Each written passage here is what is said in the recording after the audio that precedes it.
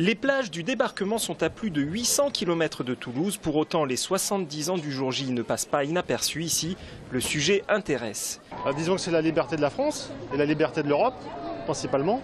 Et c'est un événement dont il ne faut pas oublier les portées à long terme dans le temps. Notre génération à moi, qui va avoir 60 ans bientôt, a appris beaucoup de choses là-dessus, a été informée de tout ça.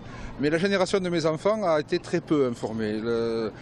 Le sens de l'histoire a un peu disparu, me semble-t-il. Donc il vaut mieux, c'est important de leur montrer qu'il y a des anciens qui se sont battus contre le nazisme.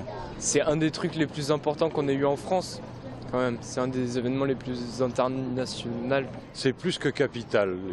Si l'on n'a pas la mémoire de cette chose-là, on ne sait pas quelle est la valeur de la liberté dont on jouit aujourd'hui en Europe de l'Ouest et la valeur de la démocratie pour laquelle on ne vote plus.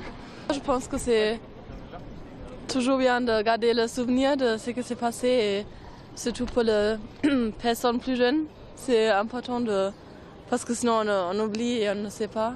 Depuis le bicentenaire de la Révolution française, il y a 25 ans, l'édition suit l'ensemble des commémorations. Cette année 14-18 est l'événement qui prend toute la place. En ce qui concerne le débarquement, pour le coup, se trouve un peu pris dans cette immense commémoration, cette immense production liée à 14. Donc cette production arrive après, avec un temps de retard, si j'ose dire. Et dans cette production, selon Christian Torel, un livre se détache, Je vous écris de France, un ouvrage qui contient des lettres à la BBC de 40 à 44. La nouvelle du débarquement, en fait, elle a été extrêmement rapide, vous voyez. Et donc, comment circuler les informations pendant la guerre, c'est une question qu'il faut se poser.